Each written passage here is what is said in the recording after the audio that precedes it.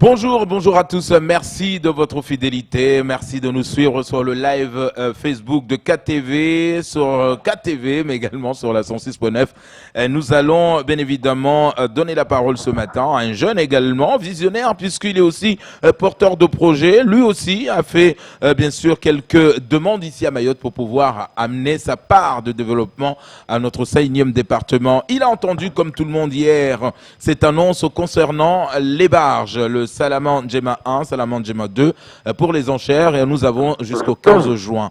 Il s'appelle Arès Saïlali, connu ici à Mayotte. Nous allons le prendre au téléphone depuis Paris. Arès, bonjour et bienvenue.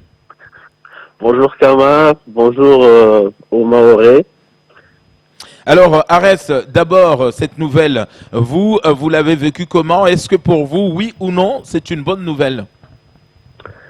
Alors, pour dire c'est une bonne nouvelle, oui, dans le sens où je pense que le STM est un service qui doit avoir un minimum de cohérence dans sa gestion. Donc si, par exemple, il y a un bâtiment qui ne sert plus ou qui a des coûts et qui ne rapporte pas, c'est tout à fait normal qu'il soit mis en vente ou pour une autre utilité. Voilà. Donc en soi, ça, je pense que c'est une bonne chose. Maintenant, dans quelle modalité et pour quelle utilité est visée, c'en est une autre chose. Voilà. Non. Donc, alors, on le sait qu'une vente aux enchères à Mayotte, aujourd'hui, ces deux barges sont en train de chercher les nouvelles acquéreurs. Mais pour vous, aujourd'hui, est-ce que finalement un jeune Mahorais, par exemple, qui pourrait demander les aides par-ci, par-là pour acquérir une des barges, il y a une plus grande et une plus petite, le temps de monter un dossier pour faire quoi en mer ou à côté du rivage, je sais pas. Est-ce que pour vous, vous voyez vraiment un potentiel développement, que ce soit économique, pour nos jeunes porteurs de projets, par exemple? Alors, moi, je pense que, comme je viens de le dire, l'idée en soi est une bonne chose. Maintenant, est-ce que la manière dont c'est fait, est-ce que c'est la meilleure façon? Je pense qu'il aurait fallu procéder autrement.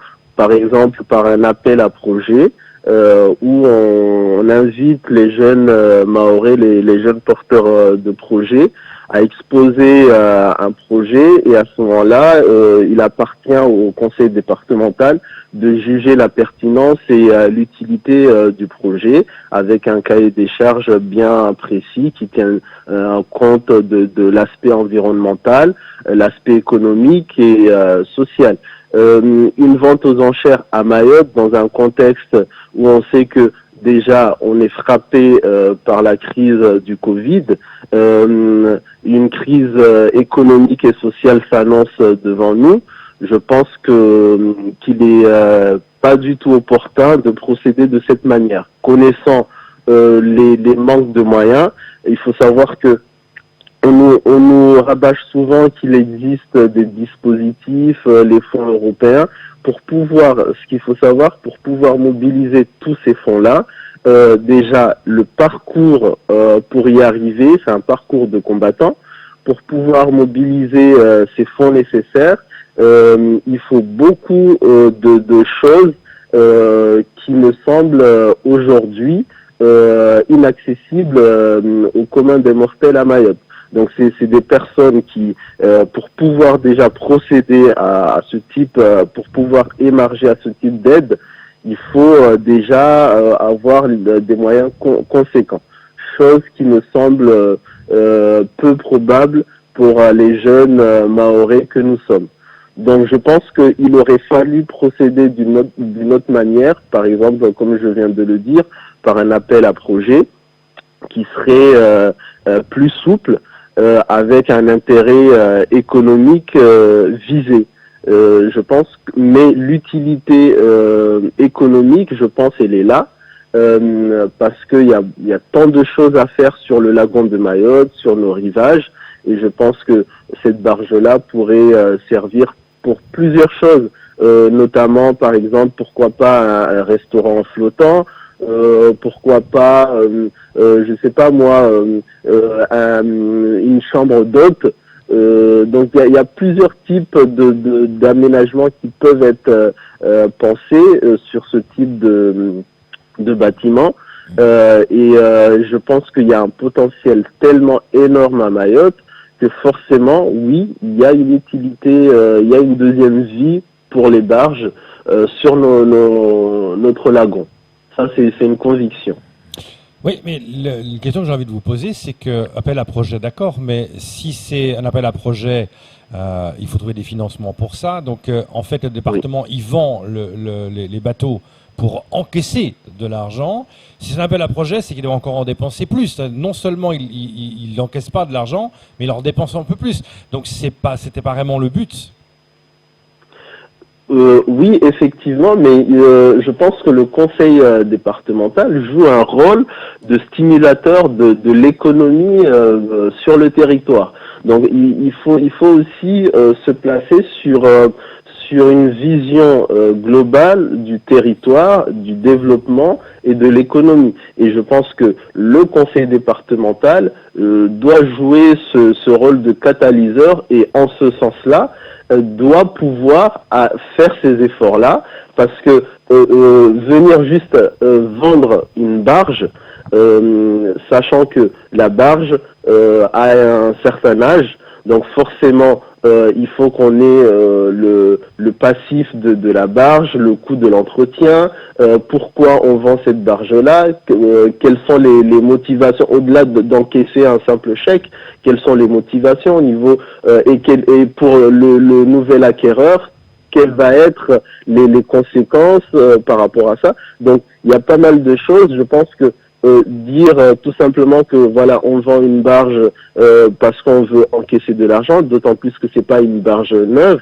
Donc forcément, il y a une visée derrière, et moi je pense que cette visée-là doit correspondre aux prérogatives du département, qui est l'acteur majeur qui stimule l'économie et le développement de son territoire. Alors, ça doit s'inscrire dans une vision globale. Alors, Arès, on le sait que pour naviguer dans nos eaux, peu importe les eaux, nos eaux mahoraises, il y a une législation très très très stricte. Si aujourd'hui le conseil départemental vend aux enchères cette barge, c'est-à-dire que l'acquéreur doit d'abord s'informer de la législation en mer, parce qu'on n'a pas de fleuve pour pouvoir aller finalement stationner cette barge et faire un restaurant flottant qui ne bougerait pas, par exemple. Mais pour naviguer, pour le prendre, vous l'avez dit vous-même aujourd'hui, les coûts, rien que les coûts de la maintenance, on sait que même le CD a du mal aujourd'hui à entretenir nos barges, même les nouvelles. Donc, pour vous, est-ce que la solution, c'est pas celle que vous avez dit, lancer un appel à projet, voire peut-être une grande entreprise ou même une fédération de jeunes qui crée un projet pour prendre en main cette barge? Oui, exactement. C'est pour ça que je dis que cette vente-là, elle est un peu maladroite, dans le sens où il faudrait qu'on pense au projet dans sa globalité. C'est-à-dire qu'il y a une législation à Mayotte. On ne peut pas, c'est pas n'importe qui peut déjà naviguer sur nos eaux. Il y a des contraintes réglementaires. Il faut avoir les autorisations. Il faut avoir les compétences. Il faut donc des agréments. Donc c'est toute une flopée d'autorisations administratives. Aujourd'hui, moi je vous dis, si moi personnellement, si j'avais cet argent-là dans mon propre compte, je serais incapable d'acquérir cette barge-là, parce que je ferai face juste après l'achat, aux contraintes réglementaires. Donc c'est pour ça que je me répète en disant que le conseil départemental, avec ce projet-là, cette volonté de se débarrasser de ces barges-là, devrait penser à un projet qui s'inscrit dans une globalité, dans un développement. Ça veut dire que on doit accompagner l'acquéreur ou les futurs acquéreurs pour qu'ils puissent exploiter et rentabiliser cette acquisition. Donc, mais si on vient juste vendre une barge pour s'en débarrasser, dans ce cas-là, ça sert à rien. C'est peut-être parce que je vois mal aujourd'hui à Mayotte, même on va prendre les gens qui ont un petit bateau de plaisance sur le ponton de Mamoudzou. Je ne pense pas que avec leur permis bateau, il suffit de ça pour pouvoir acquérir une barge et avoir les autorisations nécessaires pour naviguer. Donc c'est pour ça que c'est une réflexion globale qu'il faut mener. Mais moi, au-delà de cette histoire de barge, moi, ce qui m'a surtout interpellé en voyant cette mise en vente, c'est vraiment la gestion globale du STM. C'était plutôt dans ce sens-là que ça m'a interpellé, parce que c'est une réflexion que je mène depuis longtemps.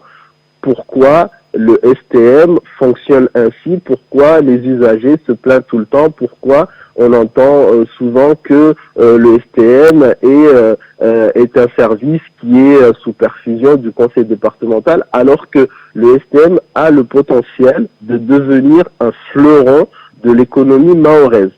Et au lieu que ça soit un gouffre pour le département, ça peut être une source de revenus extraordinaire. Donc pour vous aurez vu plutôt une privatisation de ce service?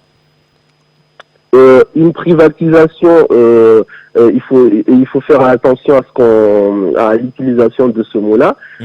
Pour moi, parce que quand on dit privatisation, forcément les gens vont penser que le STM doit passer chez des privés ou doit être vendu à des privés. Moi, c'est pas du tout ma conception. Moi, le STM doit devenir une société publique à part entière, mais qui appartient au département, mais aussi cette société-là peut appartenir aussi aux intercos, aux municipalités, s'associer avec le département et rendre ce service-là, transformer son statut pour devenir une société publique, mais à but lucratif et le rendre rentable. Je pense qu'il y a un potentiel pour rendre le STM en une société rentable qui peut avoir des débouchés économiques énormes. Il y a tellement de choses dans ce domaine-là à faire. J'en ai cité quelques idées sur ma page Facebook. Par exemple, on parlait à l'instant du tourisme. Pourquoi pas se positionner sur le tourisme par le transport de plaisance, par des visites sur le lagon, sur les îlots, ce genre de choses. Il y a toute une flopée d'idées, par exemple, rien que ne serait-ce que les gares maritimes.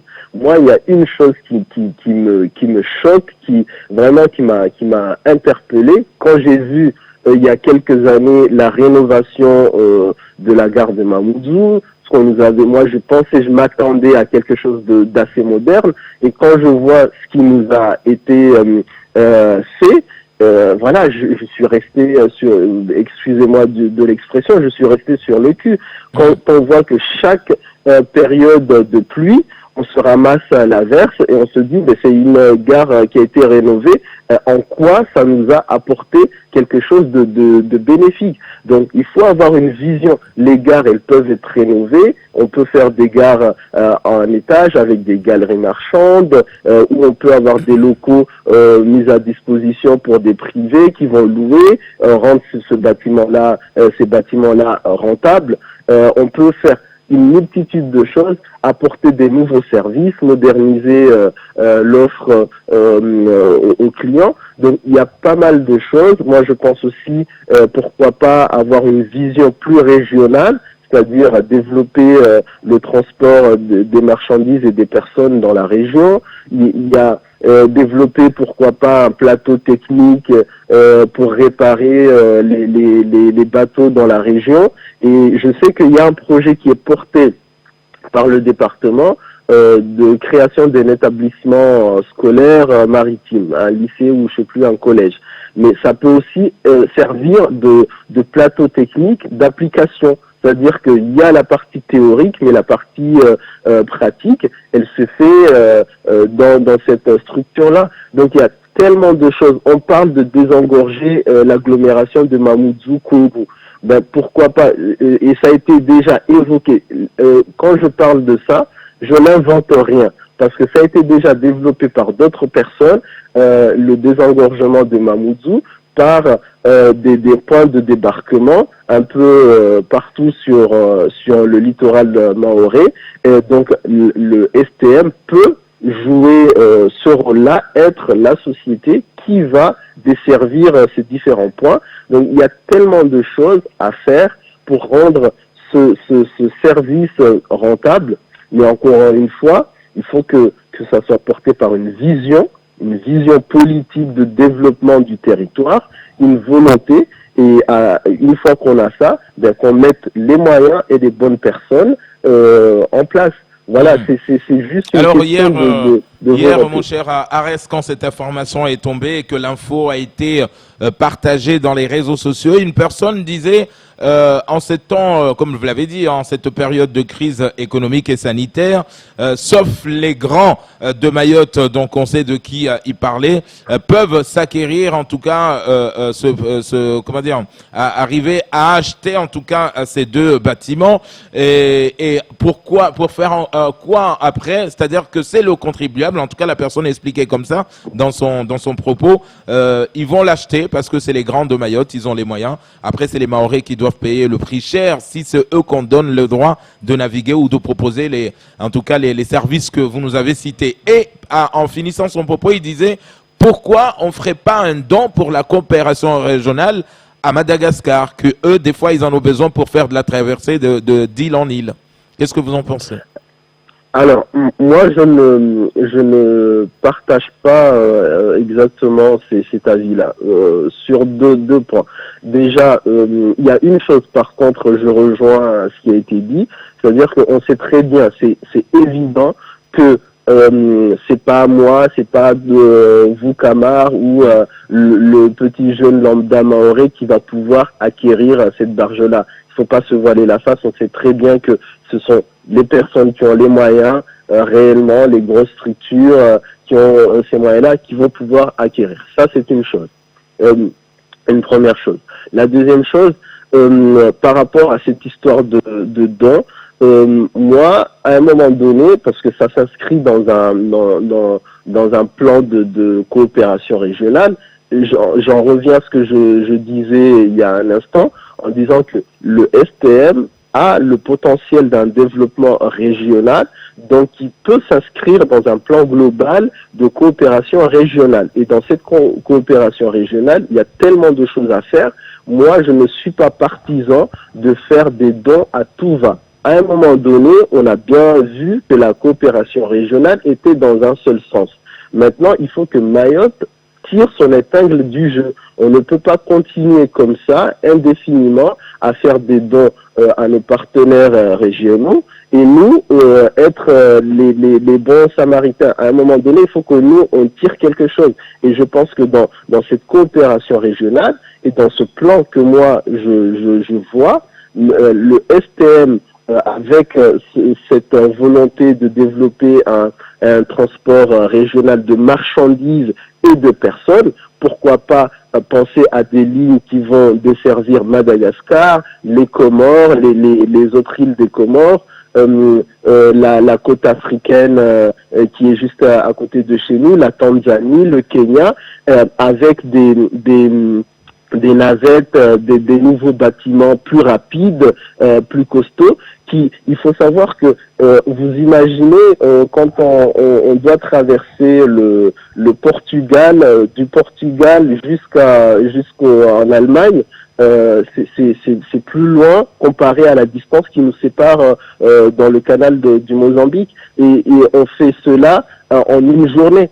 Donc pourquoi pas penser à dans ce développement, dans ce schéma de développement économique régional, pourquoi pas penser à des gens qui résident à Mayotte, mais qui travaillent en Tanzanie, qui travaillent au Kenya, qui travaillent au Comores ou qui travaillent à Madagascar et qui rejoignent leur domicile le soir venu par ce biais-là, où l'approvisionnement en marchandises dans la région, on parle de coopération régionale, de pouvoir, il y a un projet de la Chambre de l'agriculture, de pouvoir importer des produits agricoles de la région, mais on va les importer avec quels moyens? Donc c'est aussi une réflexion. Pourquoi pas se positionner dans le transport de marchandises? Donc on peut, avec les normes bien entendu, instaurer, pouvoir amener des marchandises